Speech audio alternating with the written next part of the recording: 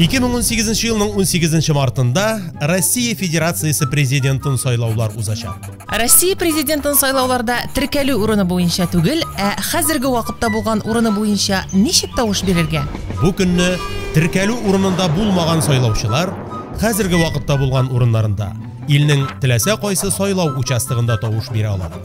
Моның өчен сезгә тавыш бирергә теләгән сайлау участогын күрсәтеп, алдан гариза бирергә кирәк. Исегездә тотыгыз, гаризаны бер тапкыр гына бирергә мөмкин. Гариза бирү усулын үзегез сайлагыз. 31 гыйнвардан 12 мартка кадәр дәүләт һәм муниципаль хезмәт күрсәтүләренең күп функцияле үзәкләрендә территориаль сайлау комиссияләрендә. Сорауларыгыз бармы? Шалтыратыгыз. Шалтырату бушлай. Тавыш бирү бик җиңел.